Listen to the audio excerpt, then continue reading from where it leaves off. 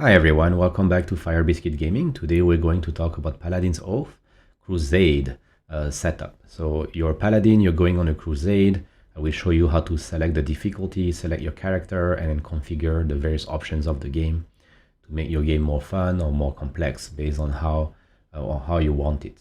So if you're not familiar with Paladin's Oath, it's a game I've been working on for about a year and a half now. It's coming out on Steam around March 2022. If you like what you see, the Steam link will be in the YouTube video description, so please wishlist. And I hope you enjoy what you see. So first, you want to set up your crusade. You go into new, so start a new crusade. It will load, and then you have to select the type of crusade or the scenario you're trying to accomplish. So right now there are 4 types of scenarios. I'm planning to put more into the game as the game development progresses.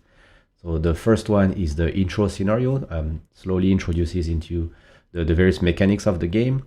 I highly recommend that you go through the tutorials before you even attempt any of those scenarios. There are about 6 or 7 tutorials now, and I also make a video for each one of them. So check out the videos on the channel. Now the first scenario is called Lost Citadel. The goal of the scenario is to explore the map until you find the single citadel on the map. Each scenario might have difficulty, duration, win condition, and some special rules. So the special rules here is when you are going through the scenario, every time you explore, as a reward for exploring, you get 1 XP. So this allows you to level up faster so that you can acquire new abilities quicker, which makes the game shorter as well. So you can see the difficulty is low and the duration is also low. So each of those tick here in the duration might be about 30 to 45 minutes. Actually, the Lost Citadel can be completed in 10 or 15 if you kind of know what you're doing. But because it's an intro scenario, I assume you don't know what you're doing yet. And so in this case, it might take you half an hour to complete. You can see the other scenarios have different kind of difficulty, duration, and conditions. So Holy War is kind of the base scenario for this game. Once you've gone through the intro scenario, you should try this one.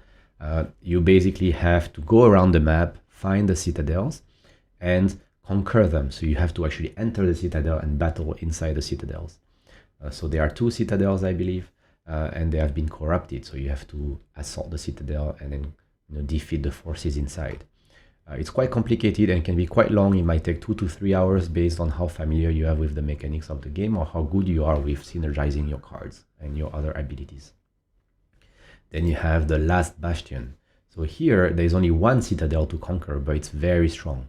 So if you like the kind of end game big battles, you would want to go there. You might have to fight a lot of enemies, and so the goal here is to battle and conquer that Last Bastion citadel. But before you can go there, you probably want to level up and power up as much as possible. So you'll be moving around the map, conquering a bunch of other locations until you find the citadel and then conquer it. All right. So this scenario is not too long, but it's quite difficult. And the last one is Epic Conquest. So this was a request from playtesters when they completed Holy War. They felt that they were very powerful, but they needed more opportunities to use that power. And so Epic Conquest is kind of a longer version of Holy War where you have to conquer more citadels. So you have 2 on the map as a base for Holy War, but I'm adding 2 more here. And so once you complete the first 2 citadels, you are very powerful. And then now you have to find the other 2 and then have these big epic battles at the end. So it's a mix of Holy War and Last Bastion in a way, where you have a lot of cities to conquer and then they become stronger and stronger the more cities you have already conquered. So the difficulty is quite high and the duration is very long. It might take you 5 hours to complete, depending on how fast you are. So we can start with Holy War, which is the base scenario, or Lost Citadel maybe. Yeah. So let's select this. So what do you see here now is the character configuration screen. So there's a lot to see and understand here, but the idea is you can change your character below. You can see here there's multiple kind of characters and heroes you can select. Each one has a kind of a bit of a backstory here as more of a flavor text. You can see the profile icon. You can see your armor, which will be used in battle, your tank damage. Your reputation determines how liked or disliked you are with the local population, which determines how kind they are or how generous they are when you're interacting with them. They might give you discounts and stuff like this. when you buy new cards and other things. Hand size, how many cards you can hold in your hand every turn. So that's the base number. So you always draw up to that hand size.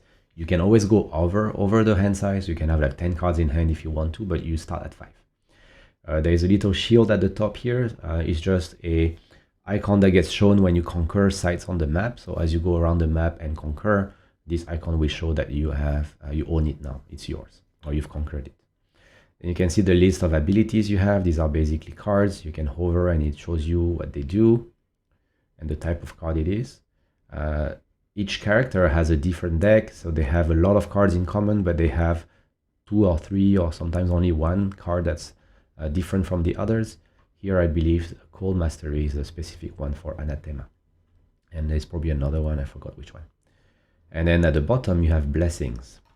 So you are paladins, you are really tied to your deity, and every time you level up, you have different ways of different kind of rewards you can get.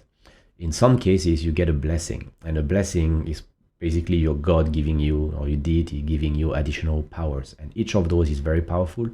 Some can be used every turn, others can only be used once a day or once a night.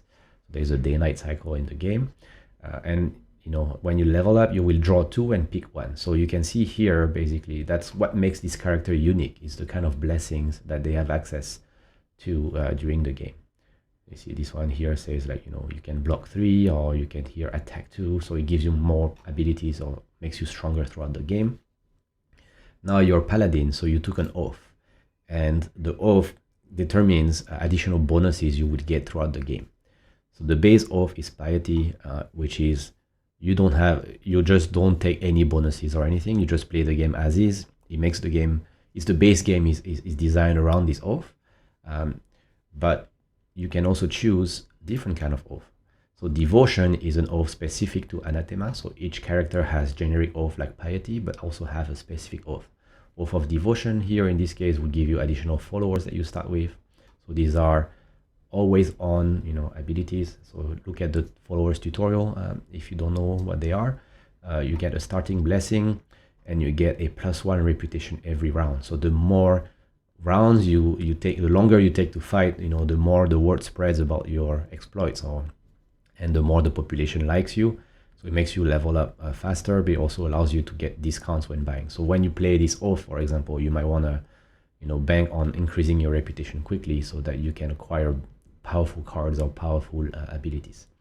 And you also get a white mana every round as a bonus, every day or every night.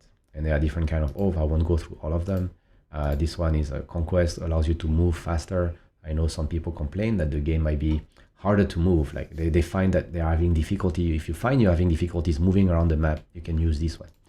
If you find you're having difficulty generating mana and you're frustrated by not being able to use all of these big powers of your cards, you can take this one, and so forth. And then you can look at your combined build that shows you everything that you've selected in one. So here I'm on piety, so I haven't not selecting anything. But if I choose this one, it would show up here as a combined build. It's more of a way for you to see everything in one screen. If I choose character, you can see the stats might be the same, so depending, but then the cards would be different, and then the blessings would be different for sure. And they each have their own oath. So this guy is guidance, this guy is way of the sun, and then this guy is the way of the draw. Okay, so let's say I want to take the base character with the base oath. Click continue, and now I can configure my game. So depending on the scenarios, there might be multiple options of shape of map that you can choose. Here there's only one, corridor map. So because it's the intro scenario, options are quite restricted. But here, this is what the map will look like as I move around the map. So here the city is in one of those end tiles here, the end section here. I don't know where. Or it could be here, or it could be here. So I have to move around and explore. So, the green ones are the ones that are already revealed for you and are explored for you. So you'll have to move there and then explore further. Here rounds, you can see days and night cycles. So there are 2 days and 2 nights to complete the crusade. Ambient mana, if you don't know what it is, look at the tutorial around movement and exploration. It explains what mana does, but this increases or decreases the size of the mana pool you have available every turn to pick from. Then the citadel difficulty, actually here it doesn't matter because we are not entering or conquering the citadel. It's not required. You can if you want to, but it's not required. And the citadel level determines how many monsters, or not exactly how many monsters, how difficult it is to conquer. So the higher the level, the more monsters or the more difficult those monsters or enemies in the citadels are going to be.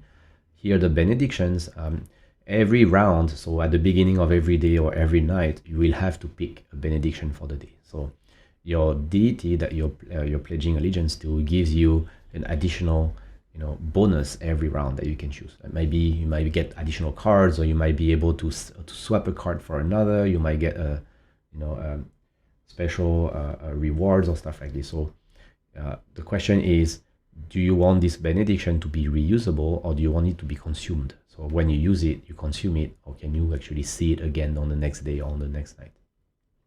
And finally is the timer. So that's quite important. In order to keep the game shorter, you can select another character that will be behind the scene. They will be going through the game a bit similar to yours. You won't see them on the game, but they are just used to make sure your turn limit, your turn duration is not too long. You don't take forever to complete a round, sorry. And so you might have like only 5 or 6 turns before the round ends by selecting the character, or you can say, I don't want to be limited, and I go with unlimited. By default, the game is designed to be shorter, and so you may want to select one of those guys.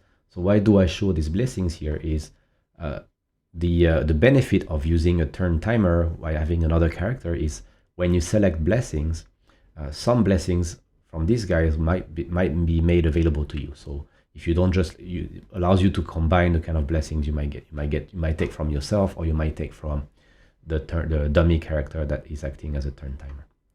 Right, and that's how you configure a scenario. So when you press start, you will just load, and you will be jumped back directly into selecting your benediction for the first round.